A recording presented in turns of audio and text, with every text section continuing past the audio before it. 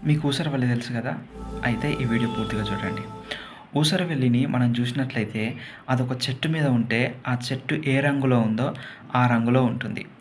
అదేవిధంగా అదే ఊసరవల్లి నేలపైకి వచ్చిందనుకోండి, నేల ఏ రంగులో ఉంటుందో ఆ రంగులోనికి మారిపోతుంది. అది ఏ వస్తువు మీదకి వెళ్తే ఆ రంగులో మారిపోతుంది. సేమ్ ఈ రోజుల్లో ఉంటున్న క్రైస్తవులు కూడా ఆ విధంగానే ఊసరవెల్లి మాదిరిగానే కొంతమంది ఉంటున్నారు. అందరు కాదండోయ్! కొంతమంది ఆ విధంగా ఉంటున్నారు. చర్చిలో ఉన్నప్పుడు, విశ్వాసుల మధ్యలో ఉన్నప్పుడు అయ్యో! చాలా భక్తిపరులలాగా జీవిస్తున్నారు. అదే విశ్వాసి లోకములో ఉన్నప్పుడు, లేదా తన స్నేహితుల మధ్యలో ఉన్నప్పుడు, ఆఫీస్‌లో ఉన్నప్పుడు, లేదా తను పర్సనల్‌గా ఒంటరిగా ఉన్నప్పుడు వేరేలా జీవిస్తున్నాడు. ఊసరవెల్లి మాదిరిగా.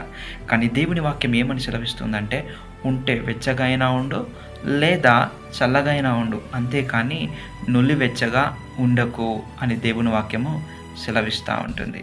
కాబట్టి మన యొక్క జీవితాన్ని ఇక నుండైనా మార్చుకునే ప్రయత్నం చేద్దాము. ఊసరవెల్లిలాగా ఉండకూడదు. నిజమైన క్రైస్తవుడు వలె జీవిద్దాము. ఆమెన్.